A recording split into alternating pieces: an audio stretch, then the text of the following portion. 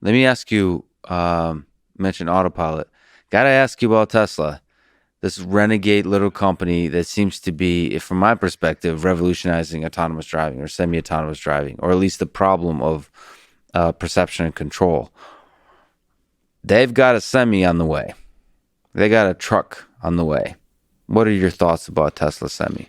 I did have some very preliminary conversations with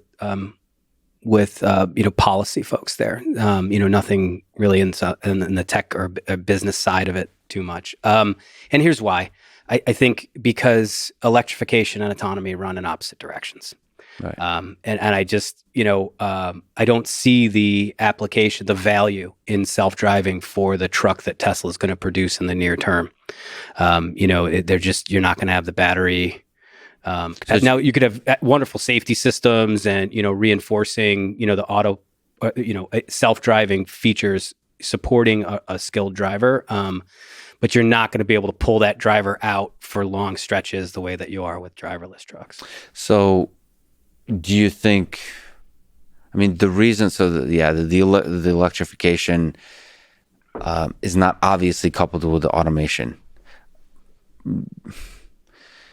They have a very interesting approach to semi-autonomous pushing towards autonomous driving, right? It's very unique. No LiDAR, now no radar. It's computer vision alone. They're collecting huge amounts of data from a large fleet. It's an interesting, unique approach. Bold and fearless in this direction. If I were to guess whether this approach would work, I would say no. It started. One, you would need a lot of data, and two, because you have actual cars deployed on the road using a beta version of this product, you're going to have a system that's far less safe, and you're going to run into trouble. It's horrible PR. Like, it just seems like a nightmare. But it seems to not be the case, at least up to this point. It seems to be not, on par, if not safer, and it seems to work really well. And the human factor somehow manages, like, drivers still pay attention. Now, there's a selection of who is inside the Tesla Autopilot user base, right? There could be a self-selection mechanism there. But however it works, these things are not running off the road all the time. So it's very interesting whether that can sort of creep into the trucking space. Yes, at first, the long-haul problem is not solved. They need to charge. But maybe you can solve, a lot of your scenarios involved small distances. And, that last mile aspect, which is exactly what Tesla's trying to solve for the regular passenger vehicle space, is the city driving. It's possible that you have these trucks. It's almost like, yeah, you solve the last mile delivery part of some of the scenarios that you mentioned in autonomous driving space. Do you think that's, from the people you've spoken with, too difficult of a problem? The thing that, keeps me so interested in this space and thinking that it's so important, is again that efficiency question, that safety question, and the way that these economics can push us potentially, toward a more efficient system. So I want to see those Tesla electric trucks running out to those truck ports where you've got those two trucks with a human driver in front. Yeah. Right. I think that's now what's powering those. Is it hydrogen? I don't, again, it's very interesting as a researcher who does not have a background in technology and doesn't have a horse, in this race. For all I know, self-driving trucks will ultimately be achieved by some biomechanical sensor that uses echolocation, because we took stem cells of bats, and Right. I don't, Exactly. I am completely unable to assess who's ahead or who's behind or who makes sense. But I think one key component there, and this is what I see with Tesla often, and it's quite sad to me that other companies don't do this enough, is that first principles thinking. Like, wait. Okay, it's looking at the inefficiencies, as opposed to, I worked with quite a few car companies, and they basically have a lot of meetings. There's a lot of meetings, And the discussion is like, how can we make this cheaper, this cheaper, this cheaper, this component cheaper, this cheaper, the cheapification of everything, just like you said, as opposed to saying, wait a minute, let's step back. Let's look at the entirety of the inefficiencies in the system. Like, why have we been doing this like this for the last few decades? Like, start from scratch. Can this be 10x, 100x cheaper? Like, if we not just decrease the cost of one component here, or this component here, or this component here, but like, let's like redesign everything. Let's infrastructure. Let's have special lanes, or in terms of truck ports, as opposed to having regular human controlled truck ports, have some kind of weird like sensors, like where everything about the truck connecting at that final destination is automated fully from the ground up. You build the facility from the ground up for the autonomous truck. All those kinds of sort of questions, or platooning. Let's say, wait a minute, okay, I know we think platooning is hard, but can we think through exactly why it's hard, and can we actually solve it? Like, if we collect a huge amount of data, can we solve it? And then teleoperation. Like, okay, yeah, it's difficult to have good signal, but can we consider the probability of those edge cases and what to do in the edge cases when the teleoperation fails? Like, how difficult is this? What are the costs? How do we actually construct a teleoperation center full of humans that are able to pay attention to a large fleet where the average number of vehicles per human is like 10 or 100? Like, having that conversation, as opposed to kind of having, you show up to work and say, all right, it seems like, because of COVID, we, are not making as much money. Can we give less salary to the trucker? And can we build decrease the cost, or decrease the frequency at which we buy new trucks? And when we do buy new trucks, make them cheaper by making them crappier. Like, this kind of discussion. This is why, to me, it's like Tesla's like rare in this. So there's some sectors in which innovation is part of the culture. In the automotive sector, for some reason, it's not as much. This is obviously the problem that Ford and GM are struggling with. It's like they're really good at making cars at scale cheap. And they're like legit good, like Toyota at this. They're some of the greatest manufacturing people in the world, right? That's incredible. But then when it comes to hiring software people, they're horrible. So it's culture, and then it's such a difficult thing for them to sort of embrace. But greatness requires that they embrace this, embrace whatever is required to remove the inefficiency from the system, and that may require you to do things very differently than you've done in the past. Yeah, I mean, there are certain things that the market can do well. This is how I see the world, right? That's the best way to organize certain kinds of activities is the market and private interest. But I think we go too far in some areas. Transportation is, if we can't have a public debate about the roads that we all pay for, you forget about it in private factories and all these other healthcare and other places. It's going to be way harder there. Healthcare, I guess, has some direct contact with the consumer, where we're probably going to have lots of sort of hands-on public policy about concerns around patient rights and things like that.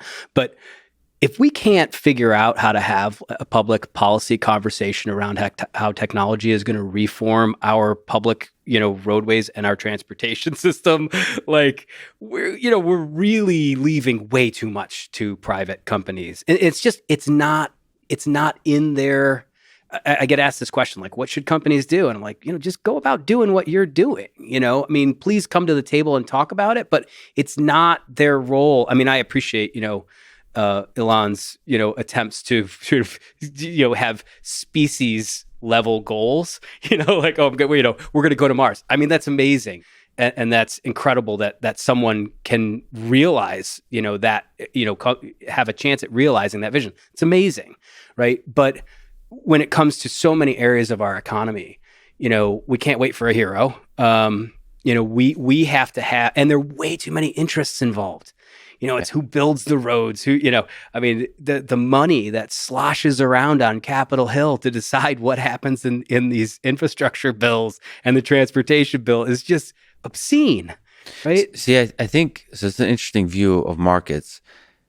Correct me if I'm wrong. Let me propose a theory to you that progress in the world is made by heroes, and the markets remove the inefficiencies from the work the heroes did. So going to Mars from the perspective of markets probably has no value. Maybe you can argue it's good for hiring to have a vision or something like that, but like those big projects don't seem to have an obvious value. But our world progresses by those big leaps, and then as after the leaps are taken, then the markets are very good at removing sort of inefficiencies. But it just feels like the autonomous vehicle space and the autonomous trucking space requires leaps. It doesn't feel like we can sneak up into a good solution that is ultimately good for labor, like for human beings in the system. It feels like like probably a bad example, but like a Henry Ford type of character steps in and say like, we need to do stuff completely differently. Yeah, and you said we can't hope for a hero, but it's like, no, but we can say we need a hero. We need more heroes. So if you're a young kid right now listening to this, we need you to be a hero. It's not like we need you to start a company that makes a lot of money. No, you need to start a company that makes a lot of money so that you can feed your family as you become a hero and take huge risks and potentially go bankrupt. Those risks is how we move society forward, I think. Maybe that's a romantic view. I don't know. I totally disagree. You disagree. I disagree. God damn it. I mean, and out of the two of us, you're the knowledgeable one. No. I think it's a matter of like, do we need those heroes? Absolutely. Yeah. I mean, I saw the boosters come down from SpaceX's rockets and land nearly simultaneously with my kids, after school one day, and I thought, oh my God, like this is. Like science fiction has been made real. It's incredible. And it's a pinnacle of human achievement, right? It's like, this is what we're capable of. But we need to have those heroes oriented. We need to allow them, right, to orient toward the right, toward the goals, right? We got to climate change, I mean, all the heroes out there. Right. I mean, it's time. It's time. The clock is ticking. It's past time. I've been working on climate change issues since, the mid 90s. Like I still remember the first time in 2010 when I got a grant that was completely focused on adaptation rather than prevention. And just when it hit me that like, wow, like. So adaptation versus prevention is like acceptance that there's going to be catastrophic impact. We need to figure out how we at least live with that. Yeah. And the grant was like, okay, our agriculture system is going to move. Our breadbasket is no longer going to be California. It's going to be Illinois. What does that mean for truck transportation? So it's like, so in terms of a big philosophical societal level, that's kind of like giving up. Yeah. In terms of the big heroic actions. Yeah. Failures in human history. Yeah. That's going to be, let's hope not the biggest, but could be. Do you? But let me say why I disagree, right? Henry Ford, amazing, right? To sort of mass produce cars, right? Daimler to put that first truck on the road without the roads. Right. So there's like, we need that innovation. There's no doubt about it. And there are roles for that, but there's big public stuff that sets the stage. That's critical. And what it really is, it's a sociological problem, right? It's a political problem. It's a social problem. We have to say, and we have these screwed up ideas, right? So we have this politics right now where like everybody feels like they're getting screwed and someone undeserving is benefiting. When in fact, like, at least in the middle, right? They're huge. I used to teach this course on rich and poor, in economic inequality.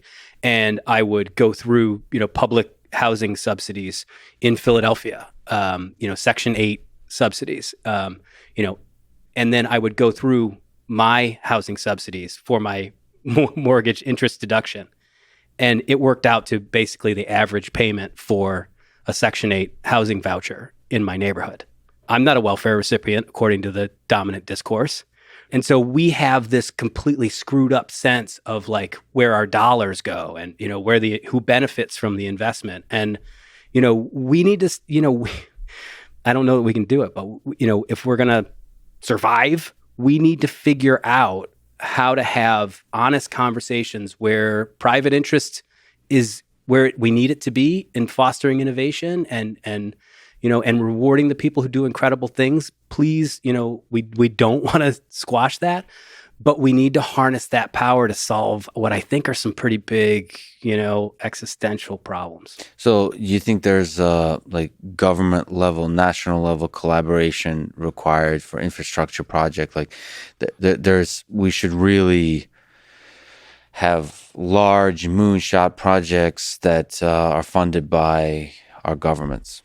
At least guided by. I mean, I think there are ways to finance them and other things, but we you got to be careful, right? Because that's where you get all these sort of perverse, unintended consequences and whatnot. But if you look at transportation in the United States, and it is the foundation of the manifest destiny, economic growth, right? That built the United States into the world superpower that it became and the industrial power that it became. It rested on transportation, right? It was like, the Erie Canal. I grew up a few miles from where they dug the first shovelful of the Erie Canal, and everyone thought it was, crazy, right? But those public infrastructure projects, the canals, right, the railroads, they were privately built, but they wouldn't have been privately built without, Lincoln funding them essentially and giving, the railroads, land in exchange for building them. The highway system, the Eisenhower, the payback that the U.S. economy got from the Dwight D. Eisenhower interstate system is phenomenal, right? No private entity was going to do that. I mean, electrification, dams, water, we need to do these infrastructure. Yeah. Infrastructure. And now more than ever, it's been really upsetting to me on the COVID front. There's one of the solutions to COVID, which seems obvious to me from the very beginning, that nobody's opposed to. It's one of the only bipartisan things is at-home testing, rapid at-home testing.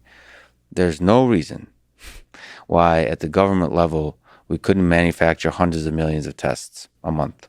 There's no reason starting in May 2020. And that gives power to a country that values freedom, that gives power information to each individual to know whether they have COVID or not. So it's possible to manufacture them for under $1. It's like an obvious thing. It's kind of like the roads. It's like everybody's invested. Let's put countless tests in the hands of every single American citizen, maybe every citizen of the world. The fact that we haven't done that to date, and there's some regulation stuff with the FDA, all the kind of dragging our feet, but there's not actually a good explanation except our leaders, and culturally we've lost the sort of, not lost, but it's a little bit dormant, the will to do these big projects that better the world. I still have the hope that when faced with catastrophic events, the more dramatic, the more damaging, the more painful they are, the higher we will rise to meet those. And that's where the infrastructure style projects are really important. But it's certainly a little bit challenging to remain an optimist in the times of COVID, because the response of our leaders has not been as great and as historic as I would have hoped. I would hope that the actions of leaders in the past few years in response to COVID would be ones that are written in the history books. And we talk about it as we talk about FDR. But sadly, I don't know. I think the history books will forget the actions of our leaders.